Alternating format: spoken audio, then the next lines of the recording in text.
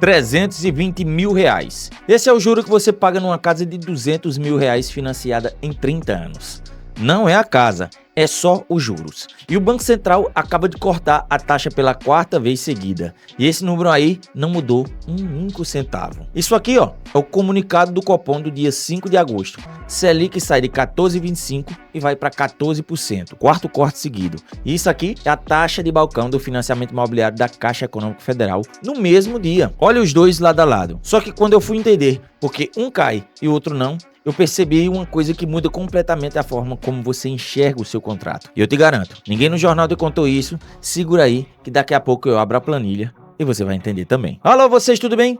Aqui é Aki Martins, engenheiro civil, empresário do sertão de Pernambuco. Ó, e eu não sou comentarista de economia não, viu? Eu sou o cara que assina financiamento de obra, que puxa a medição da caixa, que vê o boleto do cliente chegar. Aqui a gente não grita, não fica alardeando não, a gente faz conta. Mas para você entender, vamos por parte porque a manchete te enganou. No dia 5 de agosto, o Comitê de Política Monetária do Banco Central cortou a Selic de 14,25% para 14% ao ano. Foi o 4º corte consecutivo num ciclo que começou lá em março. Decisão unânime, os 7 diretores assinaram embaixo. Repara no tamanho disso. 4 reuniões, 4 cortes, 1 ponto percentual inteiro em 5 meses. Aí sai a manchete em todo lugar. Juros em queda, crédito mais barato, alívio para o consumidor. É o sujeito que financiou a casa, o sujeito que financiou o carro, o empresário que pegou aquele capital de giro. Todo mundo fica olhando o boleto achando que ia ver diferença. Aí não viu nada. Nenhuma diferença. Aí ele acha que tá fazendo alguma coisa errada, que ele não soube negociar, que ele pegou o empréstimo no banco errado,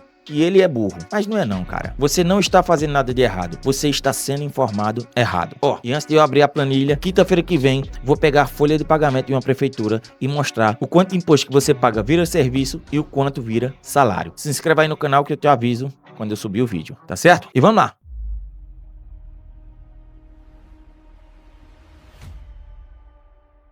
Agora segura a segunda mentira, que é a maior de todas, a de que o juro é culpa do Banco Central. A meta de inflação no Brasil é de 3% ao ano, com tolerância de 1,5% para baixo ou 1,5% para cima. O teto é de 4,5%. E o IPC acumulado de 12 meses até julho ficou em 4,44%, segundo o IBGE. Ali, raspando o teto por baixo. E o Boletim Focus de dezembro e agosto, que é a média do que o próprio mercado projeta, aponta uma inflação de 5,02% para fechar 2026. Amigo, isso fura o teto. Então você junta as três. Inflação que já está acontecendo e já está encostando no teto. E a que o mercado espera que passe do teto. E mesmo assim, o Banco Central cortou a taxa Selic. Eu não acho que o Copom foi irresponsável aí não. O comunicado veio cauteloso, o próprio BC citou a alta do petróleo e o custo da energia como risco. Eles cortaram andando na pontinha dos pés. E o mercado achou o texto mais duro que o esperado. O problema não é o Banco Central, nunca foi. O Banco Central é o cara que segura a temperatura da panela. Ele não escolhe o tamanho da fogueira. Quem escolhe o tamanho da fogueira é quem gasta. E quem gasta, nesse caso aqui, é o governo. E quando um governo gasta mais do que arrecada, ele precisa tomar dinheiro emprestado. E para tomar emprestado, ele paga juros. E quando o governo, que é o maior devedor do país, aceita pagar juro alto para rolar a dívida dele, ele define um piso dos juros para todo mundo. Nenhum banco vai te emprestar mais barato do que empresta para o governo. Pense bem, isso seria burrice. Juro alto não é castigo. Juro alto é preço. É o preço que o mercado cobra para emprestar para um país que não fecha a conta. E quem paga esse preço não é o ministro, não é o presidente. É você, na sua parcela. Agora eu vou abrir a planilha, porque falar em porcentagem não dói. Dói falar em real. Pega uma casa de R$200 mil. 30 anos, tabela saque, que é a que a Caixa mais usa. E a tabela de balcão do SBPE, que está a partir de 11,19% ao ano, mais TR. Primeira parcela, R$ 2.331. Total pago no fim dos 30 anos, R$ 520.500. Só de juros, R$ 320.500. Você comprou uma casa de 200 mil e vai pagar 520 mil. Você pagou uma casa e meia de juros só em cima do que você pegou. E aqui eu preciso ser honesto com você, porque é o que me separa de opinião de internet. Essa simulação está sem ATR, sem o seguro obrigatório, sem a taxa de administração. Na vida real é pior que isso. Escolhi a versão mais generosa de propósito para ninguém dizer que eu forcei a conta. Agora vem um soco, vem a verdade na sua cara.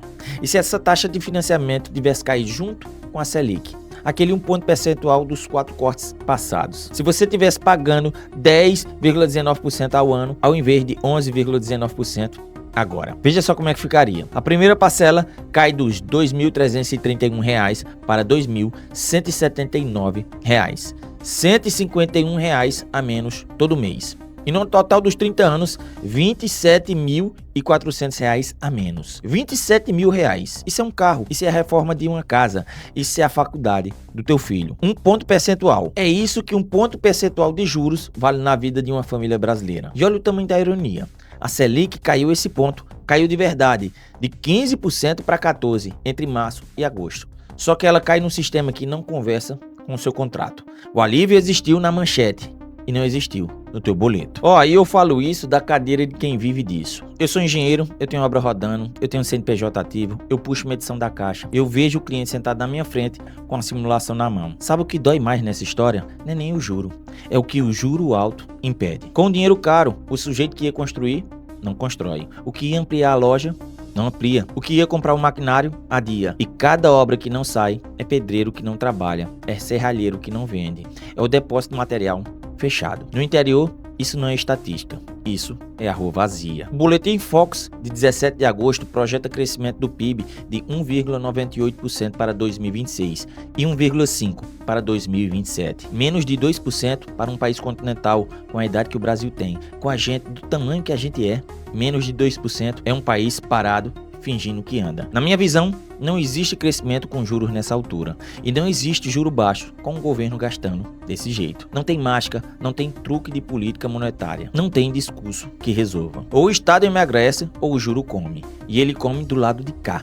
De quem produz, de quem constrói, de quem paga impostos. Um governo que não corta gastos está na prática decidindo que a conta vai ser paga pela sua parcela. Só que ele não precisa te dizer isso, porque a fatura chega no boleto do banco e você culpa o banco. E olha, eu vou ser bem claro numa coisa, cada um vota em quem quiser, não é sobre isso. Esse problema não nasceu nesse governo, não vai acabar no próximo, e todo mundo que sentou naquela cadeira nos últimos 20 anos gastou mais do que arrecadou. Quer dizer, quase todo mundo. Uns mais, outros menos, mas quase todos gastaram. O meu problema aqui não é o partido, é a conta. E a conta é impessoal. Ela não pergunta em quem você votou antes de descontar da sua parcela. Então fecha comigo o que ficou provado nesse vídeo. Primeiro, a Selic caiu 4 vezes, 1 ponto inteiro, e a sua parcela não caiu, porque o financiamento imobiliário sai da poupança e do FGTS, não da Selic. Ponto 2, um único ponto percentual vale R$ 27 mil na sua vida. Aquele 1 ponto que caiu e não chegou até você. Número 3, o juro é alto porque o governo gasta. Não é maldade do banco, não é culpa do Copom e definitivamente não é culpa sua. Da próxima vez que sair a manchete de juros em queda, faz o que eu fiz, abra o simulador antes de comemorar. A próxima reunião do Copom é dia 15 e 16 de setembro. Se o corte vier de novo, eu volto aqui com a planilha atualizada e a gente vê se dessa vez chegou em alguém, chegou em você, chegou em todo mundo. No mais, se esse vídeo te fez algum sentido, se fez você abrir a sua mente, você entender como é que esse juro, essa porcentagem percentual faz diferença na sua vida, se inscreva no canal, compartilhe e eu quero que você comente aqui o que é que você achou. Se você acha que isso que eu falei faz sentido, comenta aqui. Se você concorda ou discorda, também comenta. Esse canal é democrático. No mais, tamo junto!